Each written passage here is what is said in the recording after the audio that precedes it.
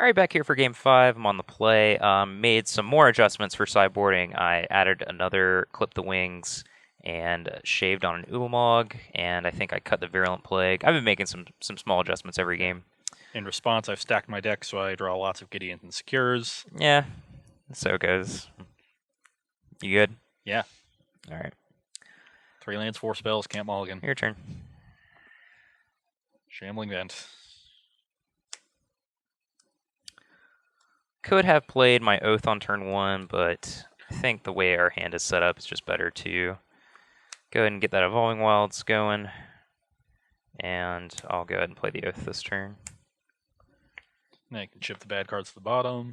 Go ahead and Hope take they're all this good. Blighted Woodland. Your turn. Okay, I will play Transgress the Mind. Veggies or Nissa? I am not going to be applying a lot of pressure, so I'd rather just take the Nissa. So Clippings, Veggies, and 3 colorless lands. You can go. All right. Oath of Nissa. Take Worldbreaker. Play Shrine. Your turn.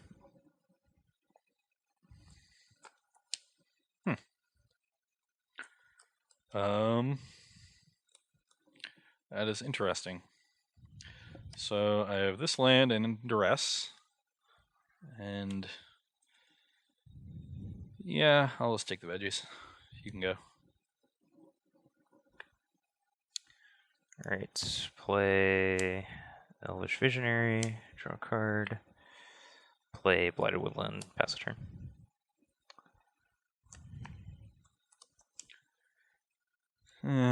Attack. Oh, that's Maybe good I for should- us. Maybe I should take Clipwings. 1822. You can go. Definitely thought I was going to face down a Gideon that turn, so that worked out pretty nicely. Yeah, I'm not good at stacking my deck.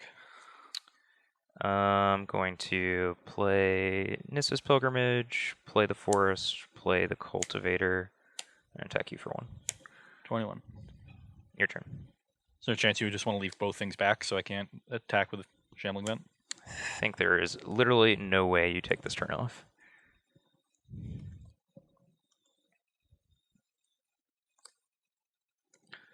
You have 2, 4, 5, 6. But you have another card. You have a Sanctum in your hand. You know my whole hand, actually. Sanctum, Worldbreaker, Clipwings. Not losing to Avacyn today. Probably still going to lose to Avacyn.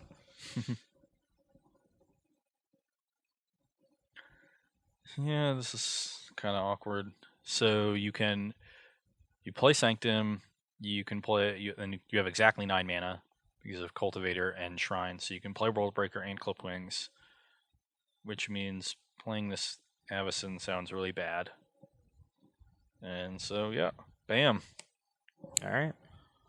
1623. Yep. Should have just taken Clipwings. Would have won this game easily.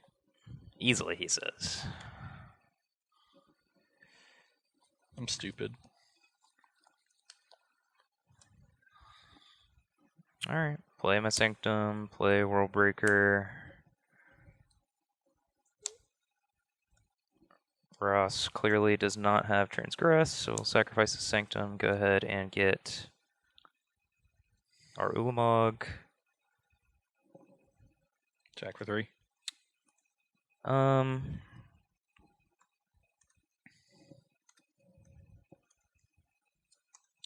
Can't think of any reason I would possibly want to keep up my Clipwings, so probably. 20. So 1620, your turn. Okay.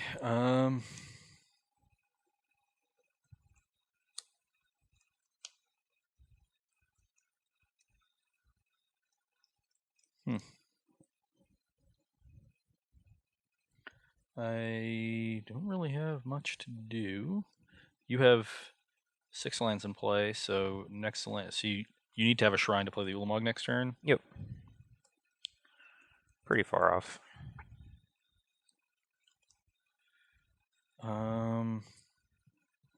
Yeah, I'll just anguish it on making the World Breaker. Sure. I go to 17. Yep. You can go.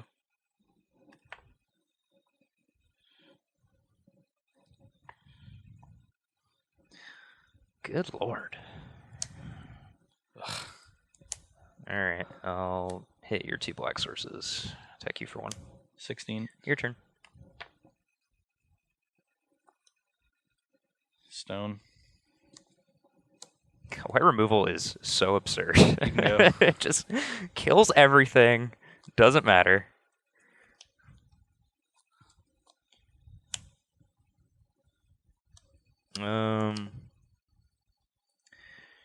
Alright, play Get Rock Monster, land, attack you for 3. 13. Your turn.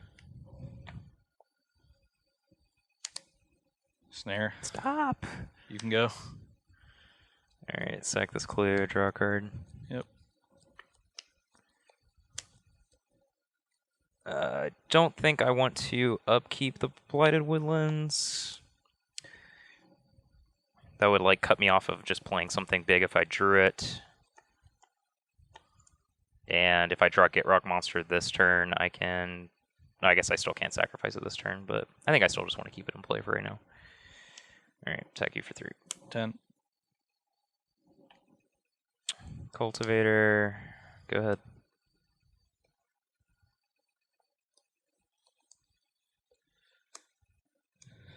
You can go. And now I think I'm fine doing it. Just thin my deck.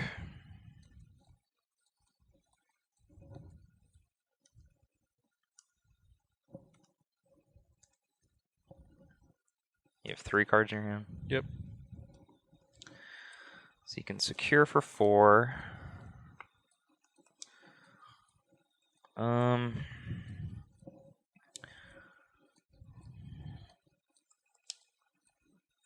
So if Ross just has... Well, it's weird. It's like, it's not getting any better if he secures this turn and basically trades his secure for my board. That's unfortunate, but it still puts him way off of Abby, and I don't really think there's any way we can get our tokens to actually fight through Secure the Waste anyways. I did board out my Virulent Plague, so there's that to keep in mind. And if, for whatever reason, Ross's hand is just like Archangel Avacyn, then we're going to lose damage if we sit back and wait, so I think we should just attack. Okay, I'll secure for 4, block down 3 of them. Yep. Yep. Alright, and then I'll play veggies. It'll be your turn. Attack for 1. Yep. You're at 15. I'm going to play Plains, go to 9, and play Sorin and plus. Take 4. Yep. I'm at 11. So 9 to 11. You can go.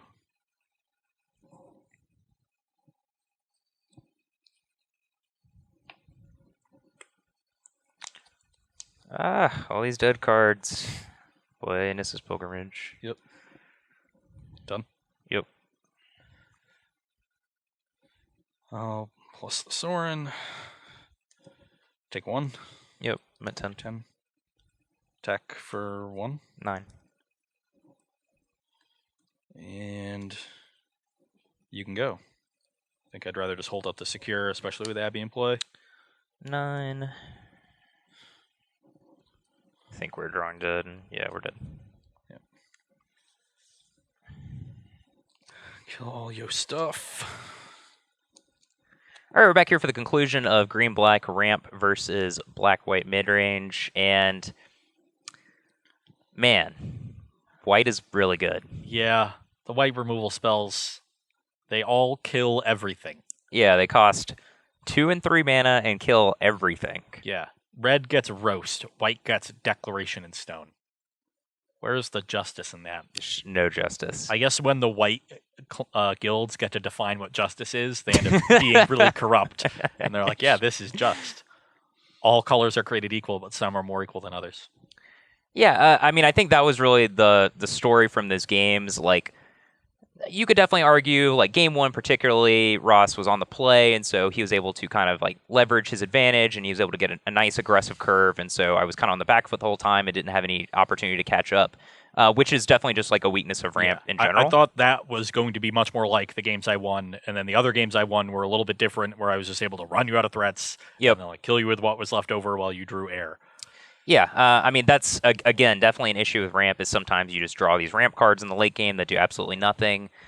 Maybe the games weren't completely indicative of how the matchup would go, but for you to just be able to answer my 10 mana thing with your 2 mana spell while attacking me with creatures, you did get an extra card. You got a clue. Sometimes. That card wasn't worth very much. Sometimes I die to a clues in play. Our Archangel Avacyn is awesome. It let Ross like make these like weird attacks where he like is running into my gigantic monsters that don't matter because they're not white, and he like deals me 2 extra damage and then plays his Archangel Avacyn, and then I kind of have to like sit back again. But then when Ross's creatures die, Archangel flips, and like I'm at a really low life total, so I'm just dead. And yeah, it's just kind of You thought the Reach creatures were going to like do a good job of containing, but they just Avacyn, died. Yeah, but you just didn't untap with a creature. Yeah, Worldbreaker's like third ability doesn't have text anymore because it just gets exiled every time. Yeah, they all exile. They all deal with literally anything. Declaration of Stone even deals with swarms of tokens if you needed it to. Yeah, it does not. It's does brutal. Not really feel fair. I mean, I think Gidrog Monster like looked pretty good. It did what I thought it would do, but it just so often most of the time it just died. Yeah, so often it was 5 mana guy. I just untapped and killed it for 2 or 3 mana, and then kept doing my thing. You're gonna need to have your creatures do something when they enter the battlefield. Yeah, because the white removal is too strong. I do want to note that like there are obviously green-red versions of this ramp deck, which might be better in general, just because Dragonlord Atarka and Chandra Flamecaller are very high-impact cards. Yeah. But as I talked about in the deck tech, those cards are pretty bad against Avacyn, which is kind of why I tried to take the deck in this direction. But Still just on general Avacyn. power level, Chandra Flamecaller definitely helps with like the putting pressure on your opponent not running out of gas aspect of the deck, which you kind of saw happened a lot. Yeah, just zeroing Chandra when you have 1 to 3 dead cards in your hand is a really strong play out of a ramp deck. Yeah. But I don't really know. I don't know. Black-white looked pretty normal. Yeah. I knew Gideon was going to be good there, although that's a card that has sort of underperformed overall against more aggressive decks or just mid-range because it's hard to land if you fall behind. Mm-hmm. Knight of the White Orchid's great, and that card's been very good in all versions of the deck. But I think what that basically comes down to is Gideon is absolutely incredible if you get to untap and +1 him. Yep. At the point that you are actually attacking with a 5/5 on 5 loyalty, excuse me, it's obscene, and that's kind of like the Gideon we're used to from Battle of Zendikar Standard, which is why it was kind of heralded as the best card in Standard for 3 or 4 months or what have you. But then it kind of fell out of favor because there's lots of on the board stuff happening. Advocate, Reflector Mage, lots of collected companies, things along those lines. Yeah, Gideon really shines in matchups like these where it can just attack your opponent. Generate a huge. It's 4 mana for 7 power. It's like Hero Blade Hold. Yeah, and that was a card that people used to sideboard against ramp decks, and those ramp decks had Primeval Titan, so you really needed to kill them. True. I will say I thought Uvenwald Hydra was good. It again died because it's a large creature and I was playing against a white deck, and that's unfortunate, but it is just a big thing that demands an answer that also gets value the turn it enters the battlefield. It can work you towards Ulamog, which happened in one of the games. That card looked impressive. I could definitely see incorporating that into several different shells, especially because it can tutor up things like the Abbey. I wanted to say Westvale to Wondervale. Why do I keep wanting to say you had it reversed. You thought it was Wondervale. It is Westvale. I just tricked myself? Yep. So what is it? It's Westvale. Westvale. Yeah. I'm never going to get that right. Westvale, not Eastvale. They're rivals. Why do I think it's Wondervale? You're a big Oasis fan? Okay. Maybe. Are you a big Oasis fan? I don't know. I don't think so. No, not a fan of Oasis? Good. I don't like Oasis. They're really bland. Good lord. So that might be the funniest thing you've said in any of these videos. I'm proud of you. Thank you. Thank you. Should I go now? Have I peaked? Yep. Yeah, I mean, do you have anything else to add? I thought that's pretty much it. This is Yeah. how I expected it to play out in terms of the pacing of the game, not necessarily the fact that I would never be able to get any traction on the board. I didn't necessarily expect that to happen, but I thought as far as the pacing of the game, it was pretty indicative of what you would expect from a mid-range deck versus a Ram deck. I 100% agree. We've gone on about wipe removal for a while now, even in our testing outside of these versus videos. And this white-black deck is what I expect to be the most popular deck this weekend in Baltimore. Makes sense. It might not be a huge portion of the field as people are trying a bunch of new stuff, but I could easily see decks that are like this or very close to this be 10, maybe 15% of the metagame pretty easily. There's a lot of ways to build a deck like that, too. Yeah. We've explored a million of them on our own time, but... Knight of the White Orchid, Avacyn, a bunch of white removal spells, and you can just sort of pick what else you add to the deck. Yep. As long as you have those 20 cards, 15, 20 cards, you're going to be in good shape. Yeah, and you're a little bit more controlling. I like the read bones. It looked like your hands were generally pretty smooth, so... Yeah. Yeah, I think that's definitely a perfectly fine shell for anyone looking to play at the Open this weekend in Baltimore or whatever else you're involving yourself in. And if you want to get a little bit more aggressive with the deck, or at least be able to get on board earlier, the couple Wasteland Stranglers in the main, you could increase that number, maybe play more Silk Wraps and stuff to go with to turn on your Wasteland Stranglers, so you can go that way. There's definitely a ton of stuff to do, but just the power level of Knight, Avacyn, Declaration, Stony Silent, or play a lot of Declaration and Stones. It looks like a drawback. It's not that bad. Yeah, especially when you're an aggro deck. In the white weenie decks, it's been utterly absurd. You just kill them with the clues in play. Especially like those weird draws where like you just, for whatever reason, you just drew 2 Sylvan Advocates or 2 Hangerback Walkers, and you can't say go because you're under pressure, and then both of them get snagged by Declaration and Stones. Just the game's over. It's true. The game's over. It happened to me. It's not fun. Yeah, I had 3 Sylvan Advocates. Yeah, that did happen. Yeah, trading them for clues was not advantageous. Well, don't downgrade the clues. Clues are pretty great. Yeah, I have enjoyed some clues. But when you're trading in your 6 mana creature for a clue, it's not great. Yeah, no. Well, it was great for me, but not for Michael. Yeah. So I think that is about it for the decks. Yeah, that covers it. Nothing too surprising, but wanted to get Avacyn and some of these white rules spells on camera. We tried some other things in previous versus videos, but wanted to give you a taste of that. Happy with how it went. I think that's about what you're going to see for the next 3 months, where the white removal spells in Avacyn are really good. Not going to continue beating a dead horse with a broken record. This weekend we have SCG Baltimore finally. New standard. Yeah, it feels like we've been playing standard for like 3 weeks. I guess we kind of have. Yeah, we have been. But I've been home for 2 weeks, and it was great. I enjoyed it a bit, but now I'm itching to get on the road and play a tournament. I had to leave last weekend. I was just 2 weekends in a row. I just couldn't handle it. I got bored. I had to leave. Yeah, well, I got bored too, but I was still here. So, well, to each their own. Yep. So itching to get on the road. We are going to be in Baltimore. Hopefully, if you are anywhere close to the area, you can come down for that. We have who's commentating? The return of Cedric Phillips and Craig Krempels. And Craig Krempels. More, I feel like Cedric has commentated more recently than Craig. Craig commentated the first one. Is that true? I think they did it together once. And then Cedric and Patrick did one later. Ah, yes. Okay. Yeah, see? Yeah. Steel trap. Well, when I'm actually driving to Cedric to the events, it feels like it's been a long time. Sure. But, he's too cool for us when he commentates. I thought you were going to make a joke about you actually winning events, so you were busy with other things while I was watching coverage, but... That's just not even remotely true. You won some classics. True. It's better than what I've done. I'll hold my tongue. Okay. Cedric and Craig, they're great. We all know Cedric's great. Craig was very good. Yeah, come play New Standard. Yep. If you can't play New Standard, Watch it happens. Watch some New Standard. I'm sure you're going to see tons of exciting decks. Maybe get an idea for the next week. If you're going to play your game day or play the Invitational the week after in Columbus. There's tons of stuff. New Standard's really sweet. There's a million new cards. Innistrad's great. Everyone loves Innistrad. It's like cookies. Everyone loves them. Yep. Maybe people don't like getting munched on by Archangel Avacyn in a little while, but they'll learn. It's still fresh and exciting right now. Learn. When your opponent passes with a 5-man up, be prepared for them to play a gigantic flying vigilance creature that makes all their things indestructible and then kills you. Especially when they're play their 5th land, they're like, go. Yeah, they run Bush League thing. I have 3 cards in my hand. I have nothing. Your turn. It's all lands. I'm so unlucky. Before it was Collected Company, now it's Archangel Avacyn. There's always something. Yeah.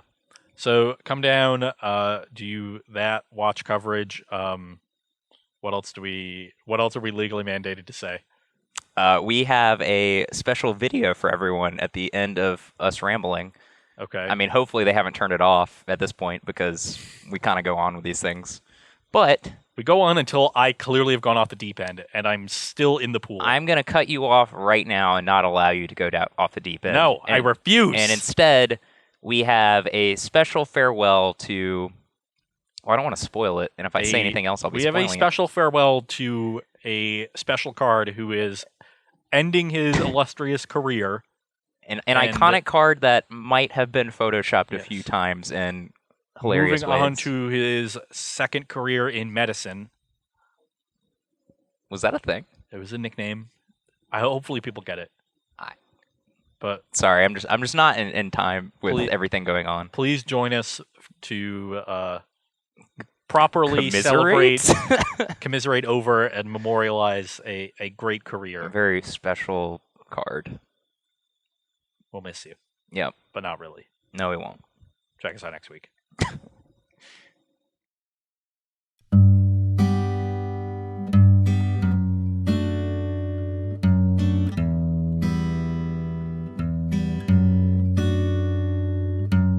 Okay, so in this situation, Aaron can actually just draw Siege Rhino and get the job done. So he doesn't need to wait on the spot. Yeah, it doesn't need to wait fly or something like that. So Siege Rhino will actually get it done, unless Brad plays a Siege Rhino of his own. So he is drawing relatively alive in this spot.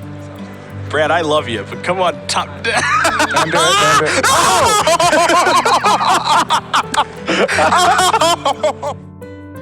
And there's a Bioblight here. Okay. Kano trying to finally get stable. Oh, boy. Man, Siege Rhino says, no, thank you. As far as things I didn't see coming go. Oh, my goodness!